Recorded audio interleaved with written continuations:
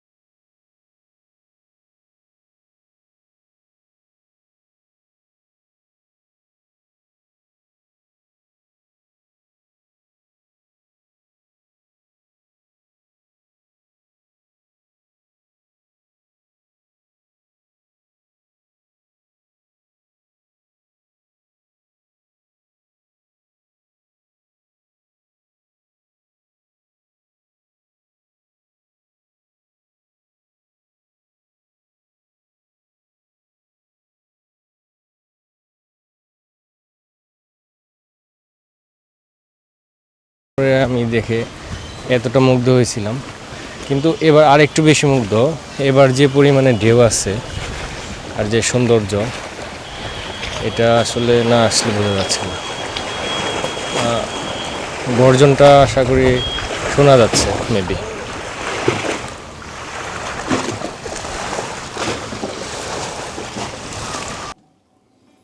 সব প্রস্তুতি শেষ, বাজার সদাই শেষ করে এবার আমরা বের হচ্ছি তাহিরপুর থেকে টাঙ্গুয়ার হাওরের বিস্তীর্ণ জলরাশি আর সবুজের মাঝে।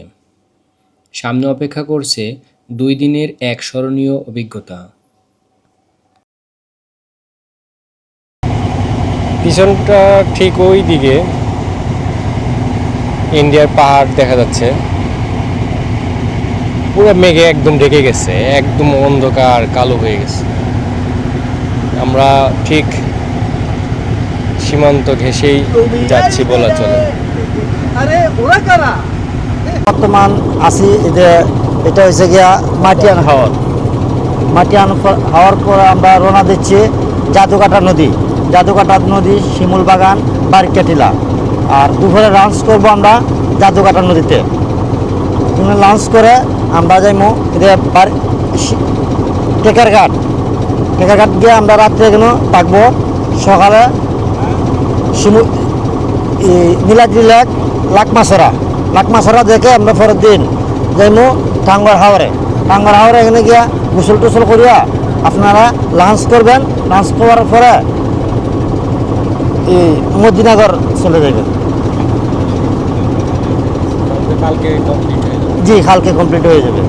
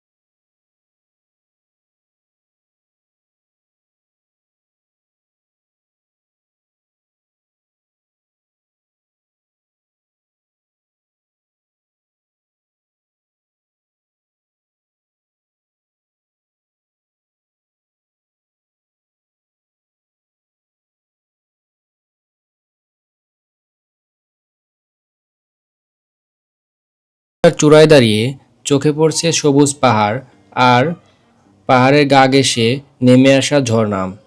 ঝর্ণার পানিগুলো পাহাড়ের গা গেয়ে নেমে চলে এসেছে নদীতে। আর প্রকৃতির এই চমক আমাদেরকে মুগ্ধ করছে। আপনারা আসলে অনেক মুগ্ধ হবেন এই প্রাকৃতিক দৃশ্য দেখে। যদিও ওই পাশে যে পাহাড় এবং ঝর্ণা দেখা যাচ্ছে এগুলো এগুলো ইন্ডিয়ার।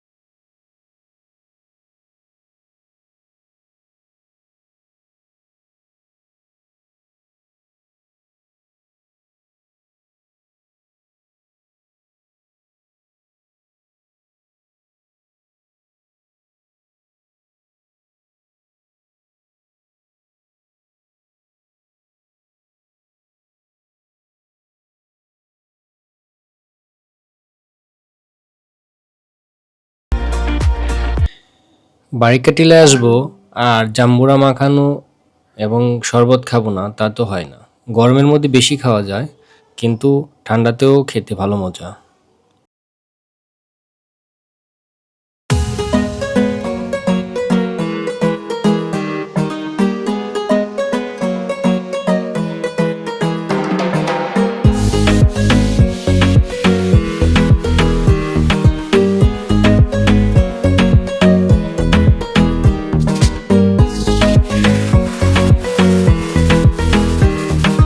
আমরা এখন যাচ্ছি যে মামাটা আমাদের জাম্বুরা বানিয়ে খাওয়াইলো, সেই মামাটা একটা ঝর্ণা দেখানোর জন্য নিয়ে যাচ্ছে ঠিক সেখানে। হ্যাঁ, ঝর্ণাটা ভালো।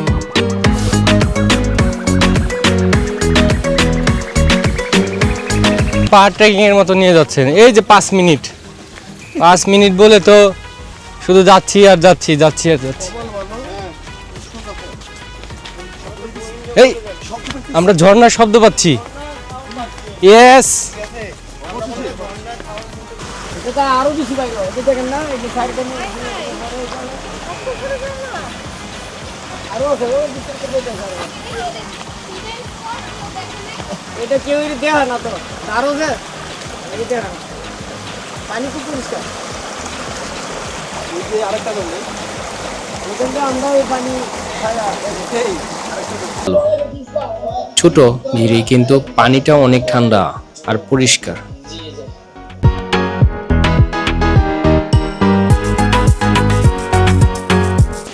এইখানে আর কোনো পানি নেই, এইখানে পা ভিজা ফেললো আগে এটা ভাই, এই পাশ দেন আনলে তো চল আসেন। এখানে পা দিন।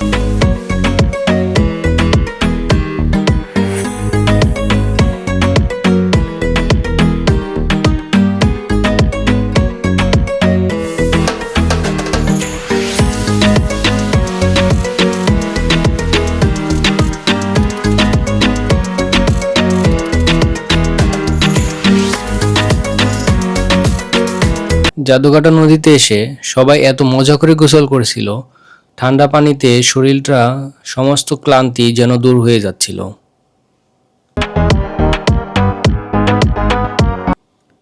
গোসল করতে করতে পাহাড় আর মেঘের মিলনের যে একটা দৃশ্য, তা সবাই উপভোগ করতেছিল।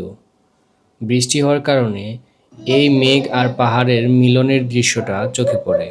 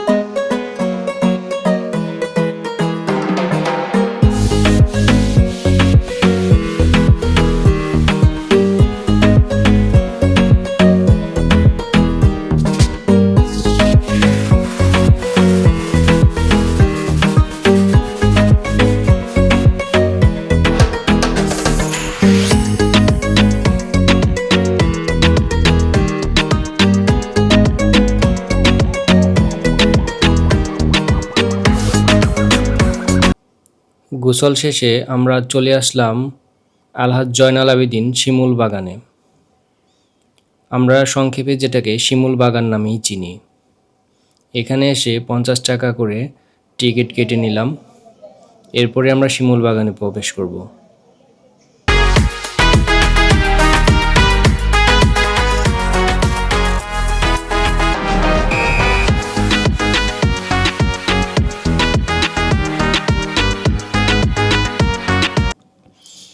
শিমুল বাগানে ঢুকতেই মনে হলো স্বপ্নের জগতে প্রবেশ করেছি। চারপাশে সবুজের সমারোহ। যদিও শিমুল বাগান, শিমুল ফুল থাকলে আরও সুন্দর হতো, কিন্তু শিমুল ফুল ছাড়াও এখানে এখন বেড়ানোর জন্য যথেষ্ট সৌন্দর্য বর্ধন করা হয়েছে।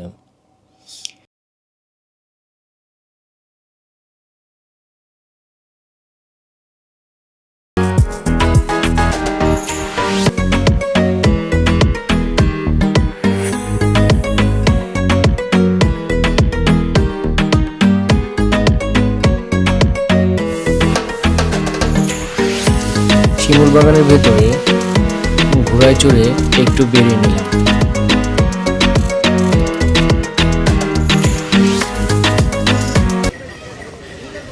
সব মিলিয়ে হয়তো বা 5 মিনিটের মতো ও আমাকে ঘোড়ায় উঠিয়ে ঘোরানো হলো, কিন্তু এটাও একটা এক্সপিরিয়েন্স। আপনার 50 টাকা 100 টাকা আপনি ওদের সাথে কথা বলে এটা মিটিয়ে নেবেন, মিটিয়ে নিয়ে ওঠাটাই ভালো। ওরা কেউ 150 চায়, কেউ 100 চায়, কেউ 50 টাকা চায়।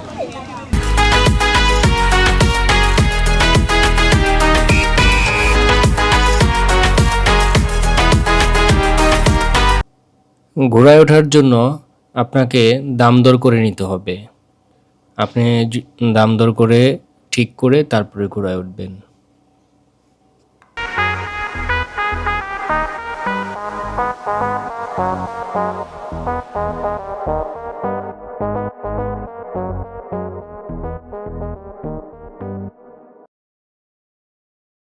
আমরা শিমুল বাগান থেকে বের হওয়ার পরে আকাশ থেকে নেমে আসে ঝুম বৃষ্টি। আমরা বোট থেকে কোনোভাবেই বাইরে বের হতে পারছিলাম না। রাতে খাবার দাবার শেষে সবাই ঘুমিয়ে পড়ে সকালে আবার উঠে পড়ি। সকালে উঠে আমরা রওনা দিই টেকের ঘাটের উদ্দেশ্যে। খুব ভোরে উঠি। ভোরের দৃশ্যগুলো দেখতে খুব সুন্দর। আরেকটিলা যাওয়ার পথে এখানকার কিছু নৌকায় সারি দেখা যায়, যেখানে প্রতিনিয়ত কষ্ট করে খেটে খাওয়া মানুষের একটা জীবনযাপনের দৃশ্য ধরা পড়ে। সবাই কাজের শেষে কিভাবে একসাথে খাবার গ্রহণ করছে, তারই খুব সুন্দর একটা দৃশ্য। এরই মাঝে আমরা চলে আসি টেকের ঘাটে, কিন্তু টেকের ঘাটে আসার পরে এমন বৃষ্টি, বের হওয়া যাচ্ছিল না। এরপরও ছাতা নিয়ে বেরিয়ে পড়ি নীলাদ্রি লেক এর সৌন্দর্য দেখার উদ্দেশ্যে।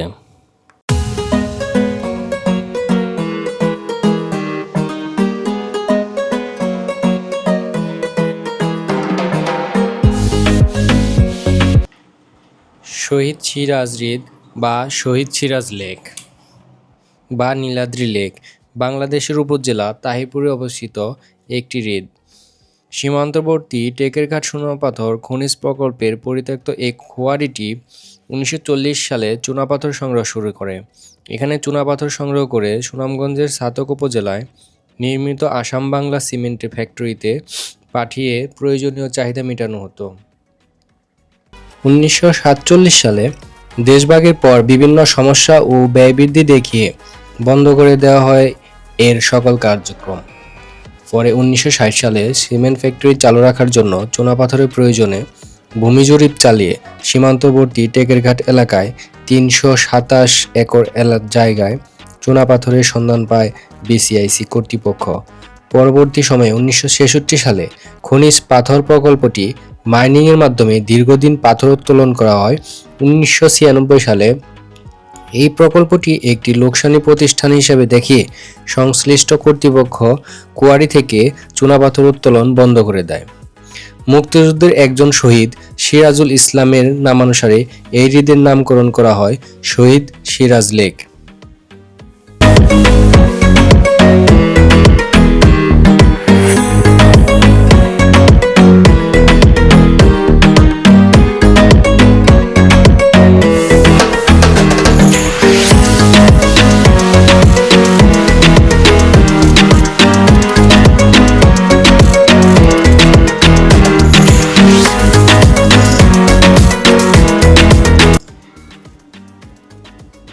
নীলাদ্রি লেক ঘুরে দেখার পরে আমরা আরেক সৌন্দর্য উপভোগ করার জন্য এখান থেকে হ্যালো বাইকগুলো ভাড়া করে নিই লাকমাছড়ার উদ্দেশ্যে। অবশ্যই এখানে দামাদামি করে নেবেন। লাকমাছড়া টাঙ্গাইল হাওরের এক অপূর্ব রত্ন। পাহাড়ের কূলে তৈরি এই জলপ্রপাতের মতো ছড়া, যেখানে পরিষ্কার ঝর্ণার মতো পানি নেমে আসে। চারপাশে সবুজ শস্যক্ষেত পাথরের ধাপে ধাপে নেমে আসা পানি আর দূরে পাহাড়ের নীলাভ ছায়া একসাথে মিলে যেন এক চিত্রকর্মের মতো দৃশ্য সৃষ্টি করছে। প্রতিটি মুহূর্তে এখানে প্রাকৃতিক সৌন্দর্য আমাদের মুগ্ধ করে আর মনে করায় মানুষ ও প্রকৃতি সম্পর্ক অমোঘ সৌন্দর্য। এই ছড়ার সামনে দাঁড়ালে মনে হয় যেন প্রকৃতি প্রতিটি রং ও ছন্দ আমাদের বুকে নেমে এসেছে।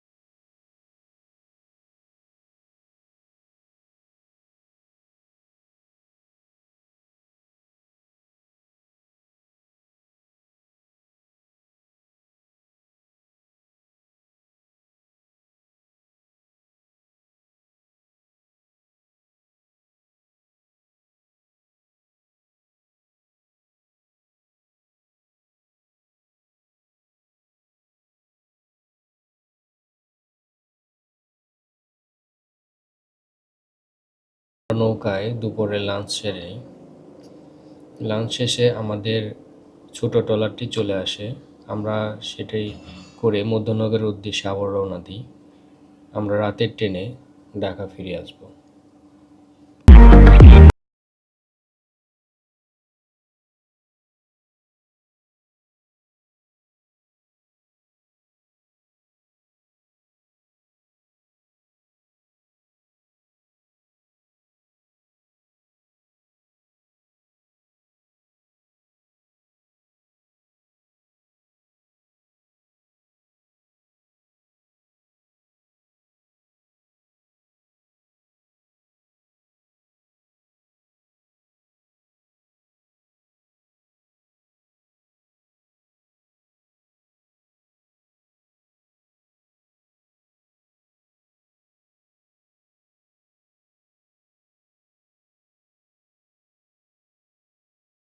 এটা আপনাদের ভালো লেগে থাকে তাহলে সাবস্ক্রাইব করে রাখুন।